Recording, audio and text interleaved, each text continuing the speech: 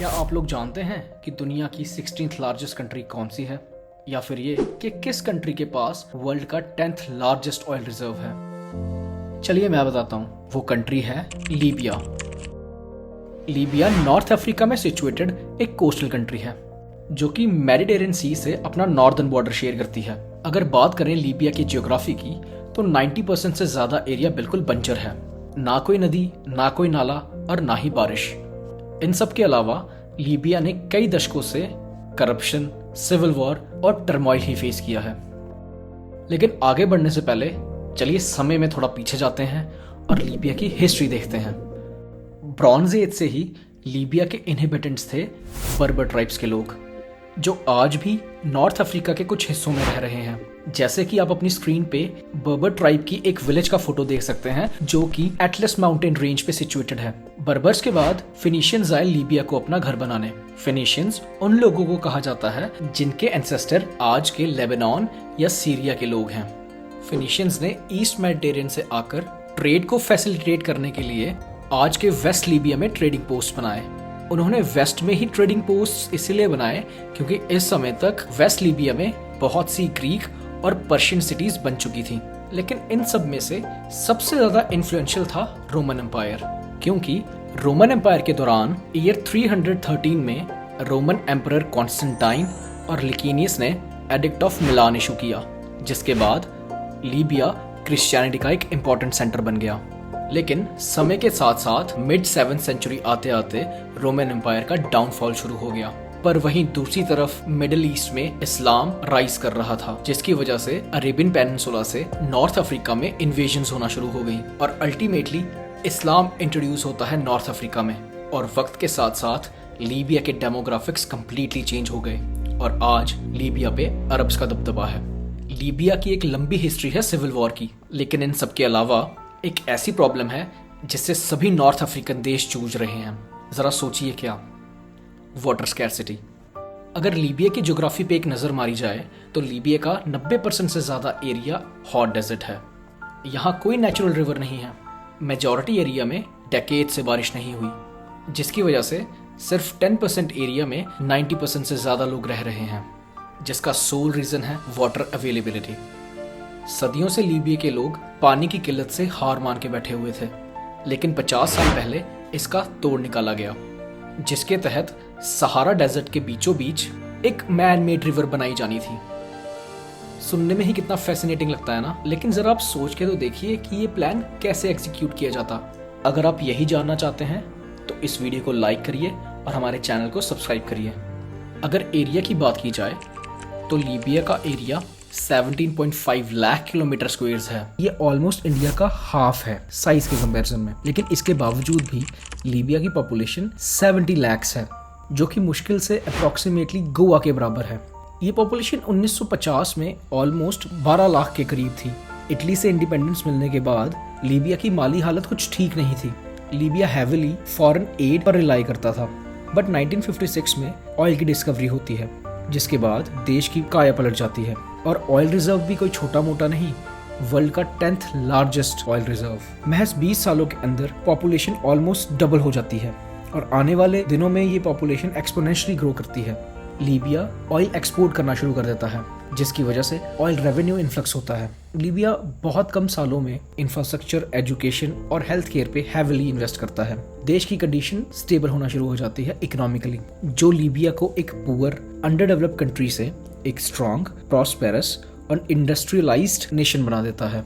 Time के साथ Libya world के ग्लोबल मार्केट में टॉप का प्लेयर बन जाता है और अफ्रीकन देशों में वन ऑफ द वेल्थीएस्ट नेशन बनके उभरता है। बट एक साइड जहां प्रॉस्पेरिटी की वजह से पॉपुलेशन बढ़ती जा रही थी, वहीं वाटर की अवेलेबिलिटी दिनों दिन घट रही थी। इवन कोस्टल रीजन में भी लोग पानी को तरस रहे थे, जिसको सॉल्व करने के लिए लीबियंस के पास 2 तरीके थे। सबसे पहला था डीसैलिनेशन प्लांट लगाना, जिसकी वजह से मेडिटेरियन सी का खारा पानी लेके उसे ऑस्मोसिस के थ्रू पीने लायक पानी में कन्वर्ट किया जा सके। बट लीबिया ऐसी पहली कंट्री नहीं थी जो इसके बारे में सोच रही थी। इससे पहले इजराइल 1960 से ये सक्सेसफुली करता आ रहा है, लेकिन ये बहुत ही कॉस्ट इनएफिशिएंट था, जिसकी वजह से वो इस ऑप्शन को चूज नहीं कर पाए। दूसरा ऑप्शन था कि लीबिया पीने का पानी यूरोप से इंपोर्ट करे, बट इसमें सबसे ज़्यादा दिक्कत ये थी कि इसकी वजह से लीबिया यूरोपियन कंट्रीज पे डिपेंडेंट हो जाता। इस दौरान जब लीबियन गवर्नमेंट अलग अलग तरीके ढूंढ रही थी ड्रिंकिंग वाटर अपनी पॉपुलेशन को अवेलेबल कराने के लिए, वहीं लीबिया के साउथ में ऑयल ड्रिलिंग करने के दौरान एक अनएक्सपेक्टेड डिस्कवरी हुई। लीबियंस ने एक ह्यूज अंडरग्राउंड एक्यूफायर ढूंढ लिया था जो फ्रेश वाटर से भरा हुआ था, लेकिन हजारों सालों से बारिश ना होने के कारण ये एक्यूफर रिन्यूएबल रिसोर्स नहीं था। और दूसरी दिक्कत ये थी कि एक्यूफर रिसाइडिंग पॉपुलेशन से हजारों किलोमीटर दूर था, जिसकी वजह से उस एरिया में कोई खास ट्रांसपोर्टेशन इंफ्रास्ट्रक्चर बिल्ड नहीं हो पाया था। जब 1960s में ये एक्यूफर डिस्कवर हुआ तो उस समय किंग इद्रिस ने और उनकी गवर्नमेंट ने इसे एग्रीकल्चरल प्रोजेक्ट के लिए यूज करने के बारे में सोचा, लेकिन 1969 में कर्नल गद्दाफी के राइज के बाद मैन मेड रिवर बनाने का आइडिया सामने आया, जिसे पाइपलाइन के सहारे पूरे लीबिया में फैलाना था, जो कि साउथ के एक्वीफर्स को नॉर्थ की ग्रोइंग पॉपुलेशन से कनेक्ट करता। The great man made river project शुरू हुआ 1984 में जाकर। ये प्रोजेक्ट कोई इजी टास्क नहीं था, क्योंकि लीबियंस को सहारा का सीना चीर के एक नदी का निर्माण करना था। लेकिन इस प्रोजेक्ट में जो नदी बनाई जानी थी वो इंडिया की आम नदियों जैसी नदी नहीं होती। ये पूरी रिवर अंडरग्राउंड पाइपलाइंस का एक पूरा नेटवर्क है, जिसका रीजन है वाटर की टारगेटेड डिलीवरी करवाना, ताकि वेस्ट कम से कम हो और इवेपोरेशन को अवॉइड करना। इस प्रोजेक्ट में कुछ 1300 वाटर वेल्स डिग किए गए नूबियन एक्वीफर से वाटर एक्सट्रैक्ट करने के लिए, जिनकी एवरेज डेप्थ 0.5 किलोमीटर थी। ये सिस्टम आज की डेट में लीबियंस को अप्रॉक्सीमेटली 2.4 क्यूबिक किलोमीटर्स पानी एनुअली प्रोवाइड करता है। टोटल प्रोजेक्ट की कॉस्ट थी $25 बिलियन।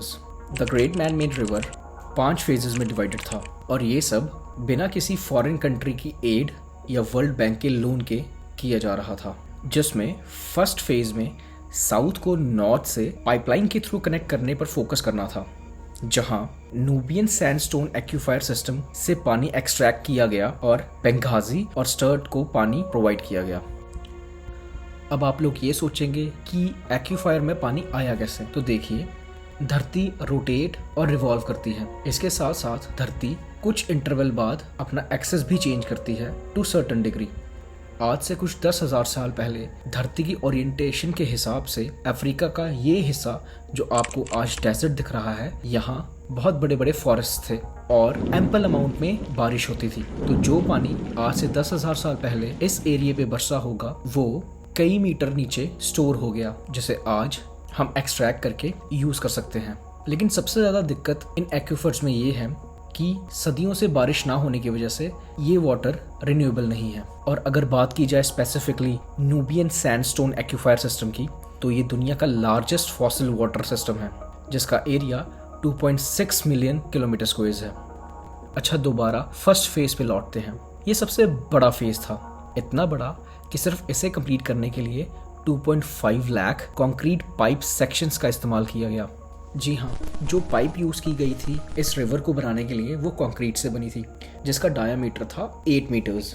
और फर्स्ट फेज में around 20 lakh kilometre wire use हुई थी इसका स्ट्रक्चर बनाने के लिए। साथ ही 25 लाख टन सीमेंट भी यूज हुआ था। इसे कंप्लीट होने में करीब 12 साल का टाइम लगा, और 1996 आते आते ये system average 20 lakh cubic metre water एक दिन में प्रोवाइड कर रहा था बेंगाजी और सर्ट को। जिसके बाद फेज 2 शुरू होता है, जिसमें पाइपलाइंस को वेस्ट में ट्राइपोली में एक्सटेंड करने का प्रोसेस शुरू होना था, जो कि ईयर 2000 तक कंप्लीट कर दिया गया। और फेज 2 का प्रोजेक्ट भी हर दिन 10 लाख क्यूबिक मीटर पानी प्रोवाइड करता है वहां के रेजिडेंट्स को। थर्ड फेज 2009 में जाके कंप्लीट हुआ, जिसके अंडर बेंगाजी में एक और पाइपलाइन ऐड की गई। लेकिन ये बात शायद नेटो फोर्सेस को पसंद नहीं आई, क्योंकि 22 जुलाई 2011 को ब्रेगा प्लांट, जहां पे सभी कंस्ट्रक्शन पाइप बनती थी, उस पर नेटो ने एयर स्ट्राइक की। लेकिन कुछ ही दिनों में नेटो ने इसमें अपना इन्वॉल्वमेंट होने से साफ मना कर दिया।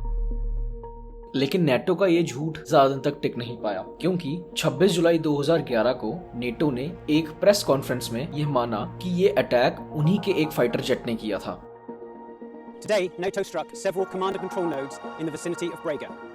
Pro-Gaddafi forces had occupied several buildings in an abandoned, built-up area of Brega and used them as military compounds. तो वीडियो में आप क्लियरली देख सकते हैं कि इस एयर स्ट्राइक में मेजर बिल्डिंग को डिस्ट्रॉय कर दिया गया है, और साथ ही उन व्हीकल्स पे भी अटैक हुआ है जो कि पाइपलाइंस को कैरी करने के लिए यूज होते थे।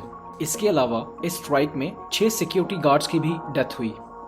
इस एयर स्ट्राइक को जस्टिफाई करने के लिए नेटो ने ये कहा कि बहुत दिनों से उन्हें ये इनपुट्स मिल रहे थे कि ब्रेगा प्लांट को प्रो गद्दाफी फोर्सेस के द्वारा यूज किया जा रहा है as a military store facility, और इस बात को प्रूव करने के लिए उन्होंने 2 फोटोज प्रोवाइड किए BM-21 MRL के। लेकिन चौंकने वाली बात तो ये थी कि ये दोनों फोटोज एक ही मल्टी रॉकेट लॉन्चर के थे। इसके अलावा नेटो ने 2 स्लाइड्स भी पेश की। स्लाइड 1 में क्लियरली एक BM-21 MRL देखा जा सकता है, लेकिन स्लाइड 2 थोड़ी सी इंटरेस्टिंग है क्योंकि आप क्लियरली देख सकते हैं कि स्लाइड 2 में BM-21 MLR के आसपास एयर स्ट्राइक्स हुई हैं, लेकिन फिर भी उस व्हीकल को कुछ नहीं हुआ। लेकिन दूसरी ओर मेन बिल्डिंग को एकदम डिस्ट्रॉय करके रख दिया गया, जिससे कि नेटो की इंटेंशंस साफ पता चलती हैं। उनकी फर्स्ट प्रायोरिटी था बिल्डिंग को डिस्ट्रॉय करना, ना कि मल्टी रॉकेट लॉन्चर को।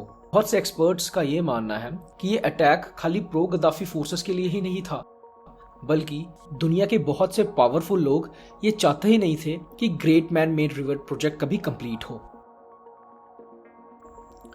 मैन मेड रिवर प्रोजेक्ट में जो पाइप्स यूज होती थी उनकी कंस्ट्रक्शन सिर्फ 2 जगह पे होती थी। सबसे पहला है सरीर प्लांट, जो कि कैपेसिटी के हिसाब से एक छोटा कंस्ट्रक्शन प्लांट था और गद्दाफी का होम टाउन भी था। और दूसरा मेजर पाइप कंस्ट्रक्शन प्लांट था ब्रेगा प्लांट, जहां एक दिन में 60 से ज्यादा सीमेंट कंस्ट्रक्शन पाइप्स मैन्युफैक्चर की जाती थी, जो कि एक बहुत ही क्रूशियल नंबर है। जिसका मतलब अगर किसी को great man made river project को रोकना हो तो सबसे ज्यादा अच्छा टारगेट होगा ब्रेगा प्लांट, और शायद इसीलिए इस पे अटैक किया गया।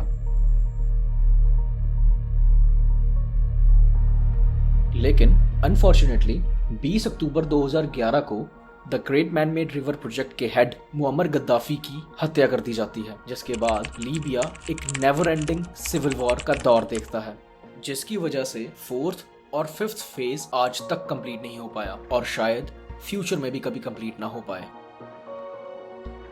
चलिए एंड में डिस्कस कर लेते हैं कि किन रीजन की वजह से the great man made river project complete नहीं हो पाया। शुरुआत में तो ये प्रोजेक्ट बहुत ज़ील से शुरू किया गया था, लेकिन जैसे जैसे टाइम बीतता गया लीबियन गवर्नमेंट का इंटरेस्ट इस प्रोजेक्ट में कम होता गया। दूसरा और इम्पोर्टेंट रीजन ये भी है कि जो पानी एक्सट्रैक्ट किया जा रहा था उसकी क्वालिटी भी कोई खास अच्छी नहीं थी। बहुत सी रिसर्च ने ये शो किया कि पानी में सॉल्ट्स और मिनरल्स की मात्रा बहुत ज्यादा थी। इसके साथ एक्सट्रैक्शन वेल्स ने एक्वीफायर के वाटर लेवल को बहुत ज्यादा डिप्लीट कर दिया था। एट द एंड ये प्रोसेस बहुत ज्यादा कॉस्ट इनएफिशिएंट था। लेकिन सिविल वॉर सबसे बड़ा कारण था इस प्रोजेक्ट के अनसक्सेसफुल होने का। अगर आपको ये वीडियो पसंद आया तो हमारे चैनल को सब्सक्राइब करिए, वीडियो को लाइक करिए, और अगर कोई सजेशंस हैं तो कमेंट सेक्शन पे छोड़िए। धन्यवाद। मिलते हैं नेक्स्ट वीडियो में, तब तक के लिए जय हिंद, वंदे मातरम।